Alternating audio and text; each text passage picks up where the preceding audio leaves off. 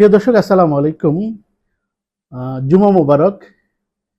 আজকে একটা নতুন খবর দিতে চাই যে আসলে ইউনূস সরকারের বিরুদ্ধে যে এত আন্দোলন, এত সংগ্রাম, এত অবরোধ, কত কিছুই হচ্ছিল না, সব কিছু জাস্ট একটা ঘটনায় বন্ধ হয়ে গিয়েছে। ডক্টর ইউনূস সরকার দায়িত্ব গ্রহণ করার পর প্রায় 350 মতো আন্দোলন হয়েছে ঢাকা শহরে। বিষয়টা এরকম ছিল যে সবাই আন্দোলনগুলো লিখে কম্পিউটারে রেখে দিয়েছিলেন, জাস্ট সরকার চেঞ্জ হওয়ার সাথে সাথে প্রিন্ট করে নিয়ে এসেছেন, হাজির হয়েছেন।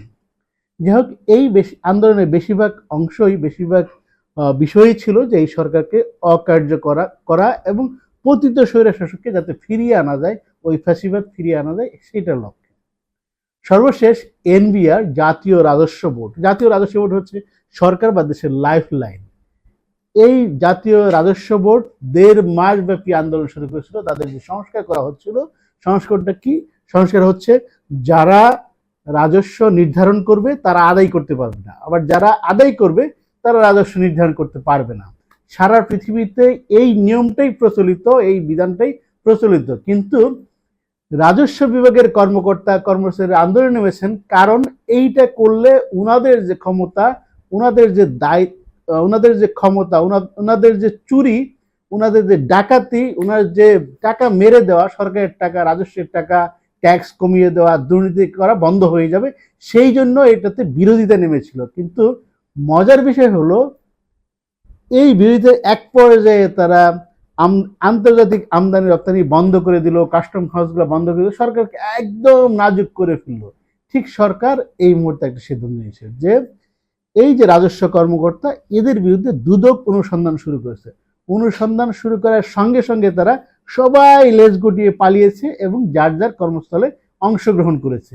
ইভেন এই অনুসন্ধান শুরু হওয়ার সঙ্গে সঙ্গে এদের মধ্যে বিরাট অংশকে করাপ্টেড দেখা গিয়েছে এবং এত বেশি করাপশন করেছে যে এই কয়েকজন কর্মকর্তাকে, একজন কমিশনারকে সরকার বাধ্যতামূলক অবসর দিতে বাধ্য হয়েছে।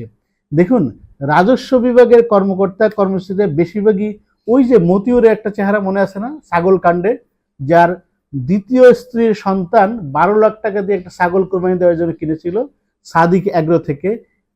এই ছাগল কাণ্ডে কিন্তু সাদিক এগ্রো ধ্বংস হয়ে গেল, মতিউর তো ধ্বংস হলো, এবং এরই ধারাবাহিকতা এই যে বিষয়গুলা, ছাগলকাণ্ড ঘটনার প্রমাণ পেয়েছে, সরকার প্রমাণ পেয়েছে, এবং আমরা জানি যে এই রাজস্ব বিভাগের কর্মকর্তারা কর্মচারীরা প্রতিটা এক একজন এক একটা মতিউর, সবাই হচ্ছে চোর। আমি সরকারকে অনুরোধ করব এবং কঠোরভাবে এদেরকে মনিটর করা হোক, কারণ এরা যদি রাজস্ব ঠিকমতো আদায় করে, ট্যাক্স ঠিকমতো আদায় করে, ভ্যাট ঠিকমতো আদায় করে, তাহলে কিন্তু আমাদের সরকার ঋণ করে চলতে হবে না, ঋণগ্রস্ত হতে হবে না। তার এই রাজস্ব আদায় করার জন্য ম্যান্ডেটরি ভাবে এদের প্রত্যেককে আইনের আওতায় আনা উচিত এবং প্রত্যেকের পুঙ্খানুপুঙ্খ হিসাব করা উচিত যে এরা তার শ্বশুরের নামে, শাশুড়ির নামে, বাবার নামে, ভাইয়ের নামে, মামার নামে কতটুকু সম্পদ করেছে। এই চোররা কিন্তু সম্পদ করা হচ্ছে বিভিন্ন জনের নামে, নিজের নামে খুব বেশি করে না।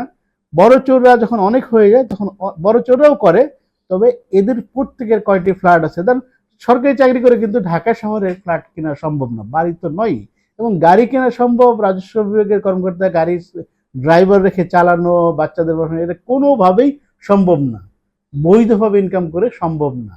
হ্যাঁ, যদি তার সন্তান না থাকে, লেখাপড়া না করে, তাহলে হয়তো সম্ভব। যাই হোক, সেটা হচ্ছে ভিন্ন ইস্যু। একজন রাজস্ব কর্মকর্তার বা রাজস্ব কর্মচারীদেরও এক একজনের 2-3টা করে ফ্ল্যাট থাকে, বাড়ি থাকে, গাড়ি থাকে।